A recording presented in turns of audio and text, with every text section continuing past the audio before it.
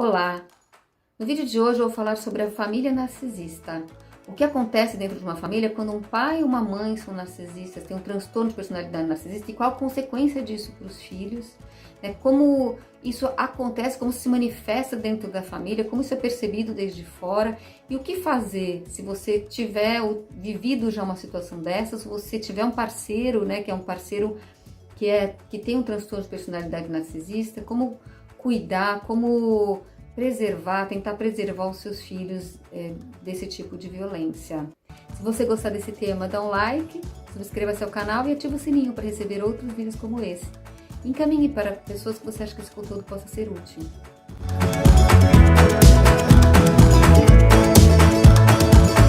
O que acontece quando pai ou mãe de uma família tem transtorno de personalidade narcisista? Uma das características é que vai ter uma preocupação muito grande com a imagem dessa família. Muitas vezes essa família ela vai ser vista do ponto de vista externo como uma família perfeita, uma família feliz, uma família margarina, né? É uma família onde todos parecem muito bem, mas a realidade que se vive nessa família só quem tá dentro sabe, porque uma das características do transtorno de personalidade narcisista é que essas relações difíceis, essas relações conflitivas, relações violentas, elas vão se dar no âmbito da intimidade, ela vai se dar nas relações mais próximas, porque é onde a pessoa está realmente exposta, ela realmente coloca a sua personalidade. Do ponto de vista social, ela consegue manejar e ter uma aparência de uma grande normalidade. Isso é uma das grandes dificuldades de você detectar o problema, até para quem está dentro da família. Muitas vezes a pessoa está dentro da família, um filho, um marido, uma esposa, um namorado, e acha que o problema é com ele. Então vai interpretar tudo o que acontece do ponto de vista individual. E aí é importante fazer essa análise do ponto de vista sistêmico para a gente compreender que o que acontece com um reflete no que acontece com o outro, né? E particularmente quando uma das pessoas tem um transtorno de personalidade tão grave como um transtorno de personalidade narcisista ou um transtorno de personalidade antissocial, que também é conhecido como psicopatia, isso vai produzir muitos efeitos em quem se relaciona com eles. E particularmente nos filhos, porque os filhos, eles vão estar expostos a pessoa com esse perfil desde que nasceram. Ele vai se constituir, né? A criança, ela depende muito do outro na sua própria constituição, né? A gente nasce muito imaturo, então a gente se constitui como sujeito na relação com o outro. E se esse outro, né, um primeiro cuidador, seja mãe, um pai, ou quem vai ser a primeira pessoa de referência, né, a cuidar dessa criança, tiver esse transtorno de personalidade, isso vai ter um impacto muito grande para essa pessoa. Então, como que essa família se apresenta, né? Eu falei essa questão da família que ela se apresenta como uma família perfeita para fora, mas dentro, a realidade interna, vivida pelos membros dessa família é muito diferente, né? Uma família que muitas vezes ela tem muitos segredos, são coisas que não se contam, ela tem uma identidade como identidade única, é uma unidade, aqui todos somos iguais. Essa identidade da família é uma família que ela se considera melhor que as outras, ela se considera superior, inclusive aos outros grupos dentro da macro família, né? Aos tios. Então, assim, ali existe uma realidade como se fosse uma realidade à parte, uma realidade melhor, superior, aparentemente. E o que efetivamente acontece dentro é uma experiência de terror. Por quê? O que o narcisista faz? O que o narcisista ele precisa do suplemento narcísico, né, chamado suplemento narcísico, para a constituição da própria subjetividade. Eu já fiz vídeo sobre isso, eu vou colocar aqui para vocês, se vocês quiserem ver, onde eu falo dessa questão do transtorno de personalidade narcisista. Então, um pouco como eles se comportam de maneira geral. Eles têm essa necessidade do outro para eles se sentirem inteiros, vamos dizer assim, né? De uma maneira simplificada. Eles precisam desse reflexo do outro para se constituir. Então, isso vai se dar principalmente nas relações íntimas. Então, o narcisista, ele vai ser o único, só a voz dele vai existir dentro da família. Ele vai ser o único que tem a verdade daquela família. Então, todos que tiverem uma tentativa de individualização, de individuação, vai ser destruído, uma tentativa de destruição subjetiva. E isso eu estou falando destruído, e não é uma questão metafórica, não. É algo muito concreto, é algo muito violento, é algo que se exerce desde muito criança, né, desde muito pequeno, toda tentativa da criança de ter a sua própria visão de mundo, a sua própria constituição, ela vai ser abafada. Essa criança, ela não vai ser amada. Ela não vai ser amada porque essas pessoas não têm a capacidade de amar. Ela simplesmente não tem. Então, a criança tem uma necessidade de vínculo, né? Quando ela nasce, a gente precisa do outro, como eu coloquei. Então, essa ausência desse vínculo que possa dizer para ela quem ela é, como um sujeito separado do outro, né? Essa mistura que o narcisista faz com essa criança que chega, gera muita confusão na criança. Ela vai ter muita dificuldade em criar uma própria identidade, ela vai ter uma dificuldade muito grande em saber o que ela quer, ela vai ter uma dificuldade em reconhecer o próprio desejo, muita confusão, né? Muito sofrimento psíquico, muita raiva, né? Porque essa raiva, o narcisista, o psicopata, eles têm sentimentos agressivos muito intensos e pouco recalcados. O que faz com que projete sobre essas relações mais íntimas esses sentimentos muito conflitivos. Então, a criança sente muita confusão, né? Como eu coloquei. Então, muitas vezes um sentimento de vazio muito grande, porque ali naquela família onde ela poderia estar se sentindo acolhida, recebida, segura, onde isso é uma necessidade da criança, né, de estabelecer esse vínculo para poder sobreviver. Inclusive, as crianças que elas não têm um cuidado, não é só questão de alimentação, que elas não têm um cuidado, né, afeto, contato físico, como bebê, quando bebês, elas morrem. Tem estudos que mostram isso, né, considerada a depressão anaclítica do Spitz, que ele fez muitos estudos a partir da morte de bebês após a Segunda Guerra Mundial, por que as crianças elas morriam, né, nos orfanatos. E aí ele vai fazendo estudos para ver quais são as diferenças, como cuidar das crianças para que elas tenham um vínculo afetivo mínimo, que elas possam sobreviver. Quer dizer, a questão, o afeto humano não é algo, não é supérfluo, né? É algo fundamental e constitutivo. A necessidade de uma sensação de segurança, de amor e de acolhimento é fundamental para a gente sobreviver. Então, essas crianças, quando elas nascem com um dos pais, né, que tem esse transtorno, ela vai ter essa questão, né, essa dificuldade, é uma marca que é uma marca psíquica e que é uma marca psíquica que ela vai ter muita influência na personalidade dessa criança, né. Mais para frente eu vou falar um pouco das formas de como lidar. Então, o que acontece? Existem várias formas de narcisismo, né? O narcisismo ele não se manifesta de uma maneira única. Então, o primeiro ponto, quer dizer, você tem o quadro que é o mais típico, conhecido, né? O narcisista grandioso, aquele que se sente superior e acima de todos, mas você tem o narcisista também vulnerável, que é muito mais difícil de ser identificado, porque ele tem uma aparência de fragilidade, a grandiosidade ela está mais encoberta, ele tem mais características neuróticas, né? O narcisista vulnerável, isso assim, é com o tempo que a violência vai se manifestando, mas de uma maneira muito mais, vou falar, insidiosa, de uma maneira muito mais sutil, mais difícil de ser identificado. E o narcisista maligno. A Ramani Durvasula vai falar em 7 tipos diferentes de narcisistas, né?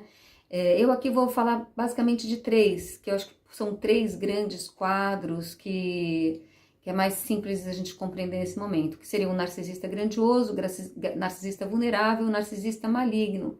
O narcisista maligno, ele vai estar como se fosse assim uma sobreposição, uma intermediação entre o narcisista e o psicopata. O narcisista maligno, ele é até mais daninho, ele é mais perigoso do que o psicopata. Por quê? Porque o narcisista maligno, ele vai ter mais explosões de raiva, ele tem mais descontrole emocional. Então, uma das características do narcisista é quando ele é frustrado, quando ele recebe alguma crítica, alguma não confirmação do que ele deseja, inclusive dos filhos, né? Isso acontece. Ele tem explosões de raiva. Então, você imagina uma criança de 2 anos, 3 anos, e as explosões de raiva ela acontecem em todos os tipos de narcisismo, né? Não é só no maligno ou no grandioso. O narcisista vulnerável também tem essas explosões de raiva. Então, para uma criança é altamente desorganizador, porque aquele adulto, ele vai ter um grau de descontrole, um grau de raiva, de ódio sobre essa criança, que ela entra em estados de estresse muito grande. Então, é abuso, né? São situações de abuso emocional. É importante a gente ver que o abuso, ele não é... O abuso, ele não é algo só psíquico e ele não é algo distante da realidade, né? Várias pesquisas hoje mostram que, assim, uma em cada 4 meninas, pesquisas internacionais mostram que uma em cada 4 mulheres, elas vão sofrer abuso sexual dos 0 aos 17 anos. E um em cada 6 meninos vai sofrer abuso sexual. Quer dizer, abuso sexual, nós estamos falando de 20% da população sofreu abuso sexual na infância. É algo massivo, né? O abuso sexual, ele sempre vai envolver abuso emocional, né? Sofrimento psíquico. Então, imagina a quantidade de gente, né? O número de pessoas que sofrem situações de abuso emocional, né, na sua casa. Desse quadro todo do abuso, né? Do abuso sexual, cerca de 80% acontece na casa. Não é na rua, não é fora, né? É dentro da casa. E 90% desses 80% que acontecem em casa é com homens da família. Ou amigos próximos, né? Padrinho. Então, essa questão do abuso e da violência, ela não é algo distante da realidade, né? Provavelmente você conhece muitas pessoas, se até você mesmo pode ter passado por isso, que viveram situações abusivas e violentas na infância. O 30% das mulheres, né, aproximadamente 1 em cada 3 mulheres, ela vai sofrer violência física ou sexual, sem contar violência emocional, do seu parceiro durante a sua vida. Quer dizer, do seu parceiro pode ser namorado, marido, 1/3 das mulheres. Então, quem são essas pessoas abusivas, né? Quem são essas pessoas violentas? Esse quadro violento, ele não é só masculino, isso é bem claro, né? Existem mulheres, existem mães com transtorno de personalidade narcisista, existem mulheres psicopatas. O percentual é menor, né? Mas também, muitas vezes, a gravidade do que acontece é maior. Por quê? Porque a mãe, ela vai ter um papel, né, na gestação, na criação, né, no cuidado dos filhos, do bebê, muitas vezes mais intensivo que o cuidado paterno. Então, a figura materna, ela vai ter uma importância muito grande, os impactos, né, de uma mãe narcisista, ele pode ser muito, às vezes, maior, inclusive, que os impactos de um pai, né, que tem característica narcisista. Então, assim, na família, o que acontece? Então, eu falei desses dados concretos para a gente ter ideia de que, primeiro, isso que acontece com você, se você por um acaso vive ou viveu uma situação dessas, você não é a única pessoa. Porque o isolamento é uma das características do abuso. Então, a pessoa que vive a situação de abuso, ela imagina que aquilo acontece só com ela. Ela sente, às vezes, muita culpa e vergonha. Ela acha que ela é culpada pelo abuso, ela acha que ela fez alguma coisa errada. A criança, ela imagina, né, que ela é o centro do universo. Isso faz parte da constituição, né, de todos os sujeitos, né? Os pequenininhos lá, eles acham que todo mundo gira em torno deles, né? Então, eles acham que se alguém os tá tratando mal, aquilo é culpa deles. Só pode, né? Porque tudo gira em torno deles. Tem um sentimento de onipotência. Então, essa violência, então ele fica tentando entender, a criança tenta entender por que isso está acontecendo, o que ele fez, ela fica se questionando, então ele tem alguma coisa errada. Então, essa ideia de que a própria criança é culpada pela violência que sofre, isso vai atravessar a nossa sociedade de uma maneira geral, onde de uma maneira é muito comum, muito frequente a gente culpabilizar a vítima pela violência que ela sofre, né? Então, isso é preciso desmistificar e é preciso olhar da onde vem a violência, quer dizer, quem é responsável pela violência.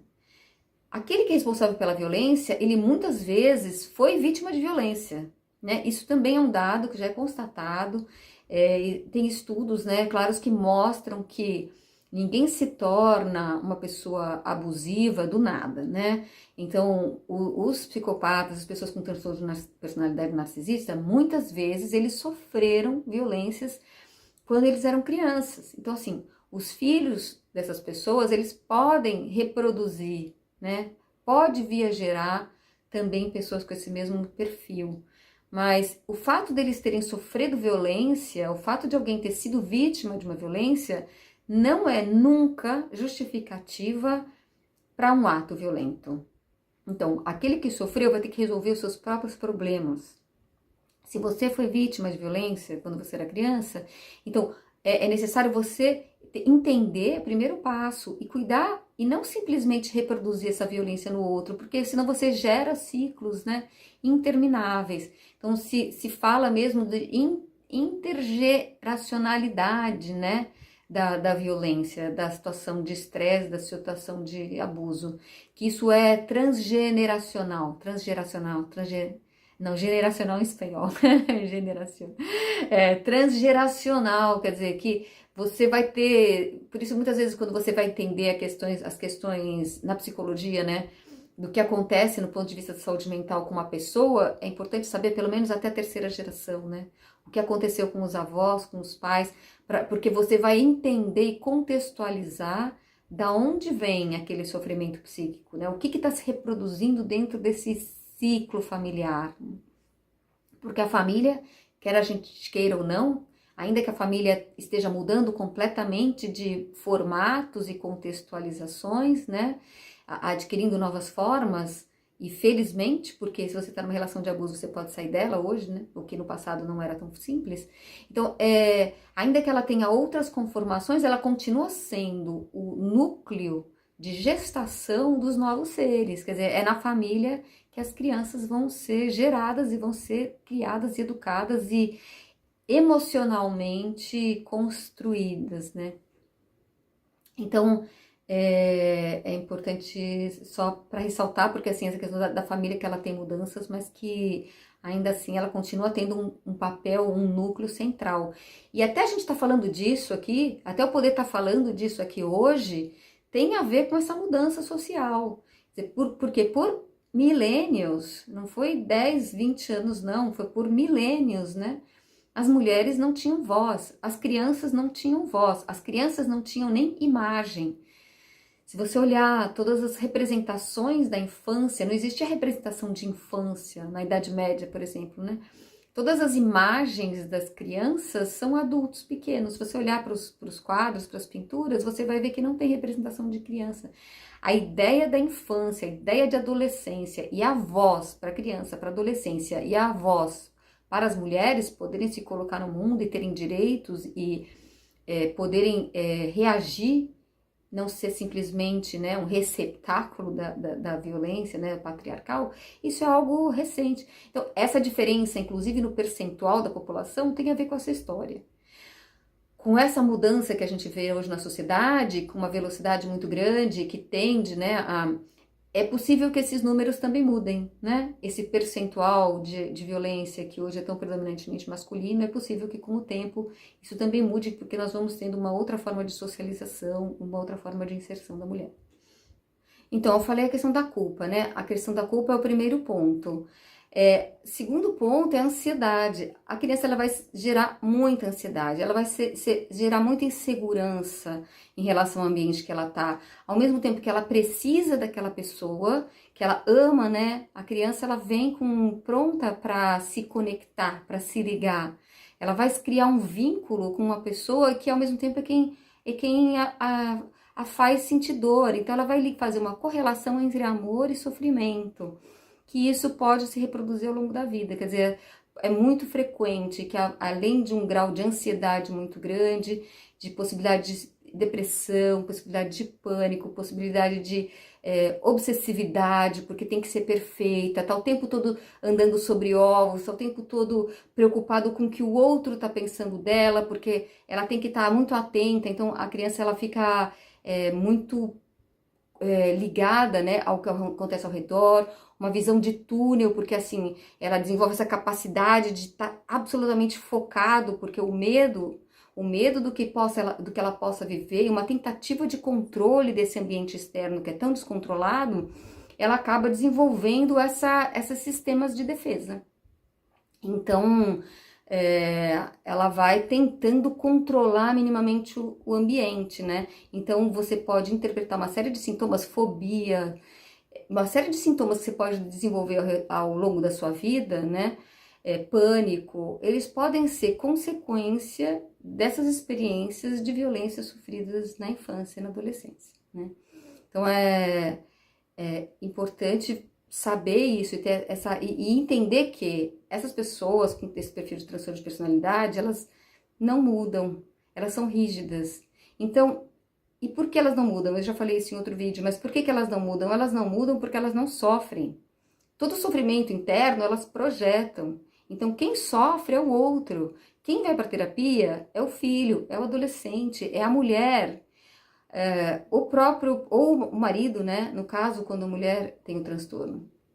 Então, é importante, porque a gente está tendo uma explosão, né, na quantidade do aumento de quadros de problemas de saúde mental. Nessa questão da pandemia, está todo mundo fechado dentro de casa. Então, quem está fechado com uma pessoa que tem comportamento abusivo, já é enlouquecedor quando você tem a possibilidade de ir e vir, né? Que essa possibilidade de ir e vir, ela é muito relativa, porque normalmente eles isolam muito as pessoas, eles exercem um sistema de controle muito grande. Mas, ainda assim, você tem outros, sabe? Você tem um trabalho, você tem algum amigo, você tem um familiar com quem você possa conversar e sair daquele círculo, né? De dominação. Quando você não tem a possibilidade de sair desse círculo de dominação, que você está numa situação de isolamento social, isso aumenta muito o grau de tensão, aumenta muito o grau de tensão das pessoas com transtorno, porque elas só vão ter fonte, né, dentro daquele ambiente, se tornam muito poucas as pessoas, né, que podem dar o suplemento narcísico para eles, e ao mesmo tempo, aquele que está sendo dragado, porque é uma experiência de esvaziamento, é uma experiência de perda de alma, é uma experiência de uma dor, um luto, uma tristeza, é muito difícil explicar para quem nunca passou por isso, né? Agora, quem já passou por isso tem clareza do que significa. É uma perda de si mesma, eles têm energeticamente, um sentimento de vampirização. A pessoa, ela vai sendo desvitalizada, né? Ela vai ficando entristecida, melancólica, e a partir daí todos esses sintomas se desencadeiam. Isso para criança é muito impactante. E agora, qual a possibilidade, né? Como que pode se lidar com isso? Quer dizer, para começar, a criança tem 2 pais a princípio, né? A não ser que a criança não tenha uma outra figura de referência, né? Mas se a criança tem 2 figuras de referência, isso já é algo muito positivo. Se essa segunda figura de referência não for simplesmente um cúmplice o quê? Um cúmplice do abuso, porque é muito comum que ao parceiro ele também esteja submetido ao ciclo de abuso, então ele também esteja muito perdido dentro dessa situação toda, né? Então, muitas vezes o parceiro, ele tá lutando pela sua própria sobrevivência e com dificuldade de cuidar dos filhos, né? Muitas vezes a separação de uma relação dessas vem no momento limite, geralmente é no momento limite. As relações vão e voltam, né? Eu já falei disso num outro vídeo, eu vou colocar aqui. As relações vão e voltam em média, as pessoas saem 7 a 9 vezes dessas relações para se separarem. Então, é assim, é algo muito difícil de se separar, de sair, né? Então, o parceiro, ele tá muito perdido, então ele fica com dificuldade de cuidar dos filhos. Muitas vezes, a saída dessa relação é quando percebe que os filhos estão sendo atacados, né, que os filhos estão sendo abusados, mas às vezes a pessoa não consegue e ela se torna cúmplice da situação de abuso.